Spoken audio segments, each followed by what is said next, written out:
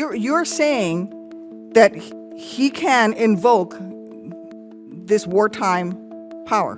No, I'm saying, you're asking me, I'm here to discuss foreign policy and what's in the realm of the Department of State. Well, I think your questions are better directed to the Department of Alien Justice. Enemies Act, But I would tell which you is that, a wartime, which is something that but you're asking me a courts question that that's, can be invoked during right, wartime. but you're And it's asking only me a been question invoked that's during the more War of 1812, World War I, and World War II. You're It's only asking been me a invoked 3 question. times, and this president is invoking it. Okay, you're asking me a question about the domestic application of a law that's best directed to the Department of Justice. It's No, not a it is, complication. It's because you're very asking me simple. something to opine on something that's in the realm of the Department of Justice in terms of its domestic application.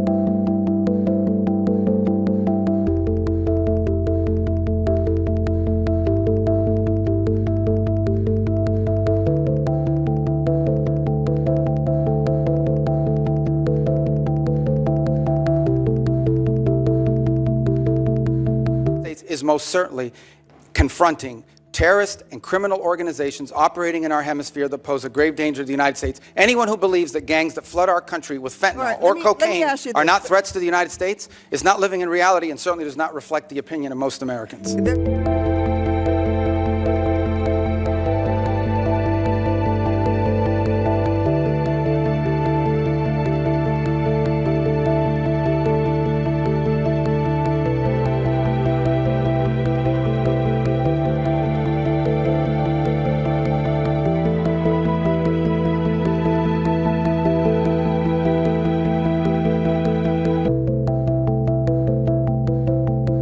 president already said that he was ready to put American troops in Venezuela again. So we're at war right now. So if things don't go well with the Chavistas you've empowered, When did the president say he was going to put what is your troops in criteria for Venezuela? returning a military option, putting you? What is your criteria for returning to a military option and putting boots on? Well, I don't recall the president saying he was going to put troops in Venezuela. Where did he say that? I'm asking you, what are your? But that's what you said. I didn't Yeah, remember the president has already saying said that he was ready to put American troops in Venezuela. that. No, I again. think the president has said that he retains the right as commander-in-chief to protect the United States against any imminent threats. Maybe that involves troops, maybe that involves air power. We hope, but we don't anticipate that being the case in Venezuela. I worry that you are playing fast and loose with our nation. Why?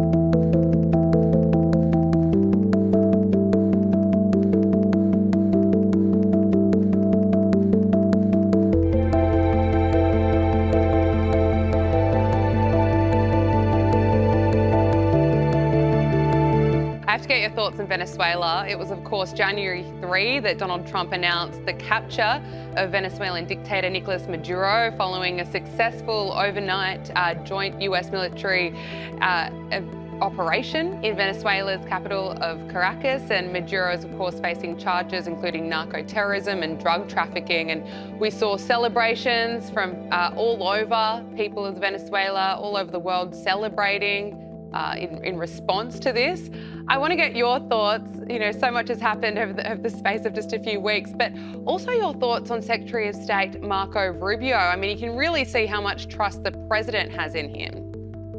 Yes, and I think that's rightfully so, Gabriella, because don't forget, Marco Rubio obviously was an immigrant from Cuba with his parents when he was very, very young. He speaks fluent Spanish. He understands the sort of this mentality, a South American mentality and culture from his family and his roots. So I think, number one, he has a great affinity and understanding, but also he's somebody who really experienced socialism and communism and really understands how detrimental it is. I think he truly cares about the people there. Also, he's shown his ability to manage, his ability to run things, and I think that it's either going to make him or break him. He could do a brilliant job there, or obviously it could basically thwart his political ambitions. We must remember that Venezuela, of course, is like twice the size of California with about 30 million people, many diverse factions, and of course all these criminal gangs and these drug narco terrorists there. So I don't think it's an easy feat at all. I think it's rather challenging. I wouldn't want to take it on in the slightest.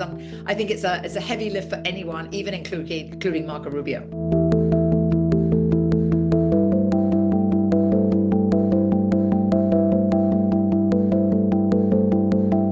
I have to talk to you about Venezuela. Venezuelan opposition leader said that Venezuela will be free and would not be here without the vision and courage of US President Donald Trump. This is, of course, after the US forces captured dictator Nicolas Maduro and his wife from Caracas, and they're now facing charges in New York.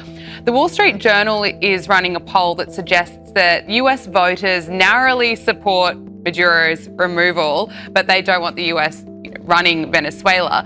What's your assessment of how Americans are feeling about this over there?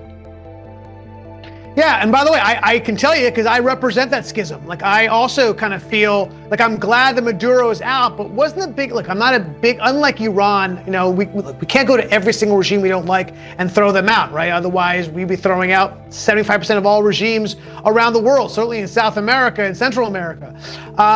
Having said that, I'll tell you this, that the Venezuelan people will and are looking at Donald Trump as a hero. That there's no question about. I think they are thrilled that Maduro is gone. Look, I was in Venezuela for a couple of weeks where I shot a documentary a few years ago, and I saw firsthand what the people are going through, how difficult it is for them. Difficult actually isn't the right word. It's horrific. It is post-apocalyptic. I don't use that word lightly. It's not me being hyperbolic. It really is. The death and destruction you see across that country is unbelievable. The city looks normal. Caracas looks normal. You have skyrises and buildings and restaurants, but it is an eerie landscape. I was filming at one point when I hear pop, pop, pop. I looked around and there was a guy shot right in front of me and my crew as we're getting B-roll. And we turned the camera and started filming this. The guy's lying, dying in the street.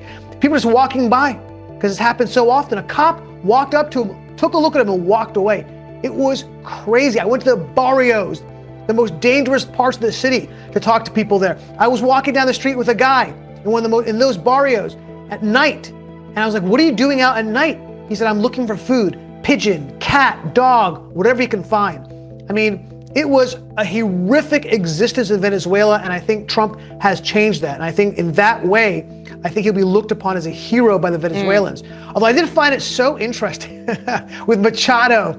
You know, do you remember that first press conference when they asked him Machado what her role would be? He's like, I don't know, she has a role, I don't think she has support.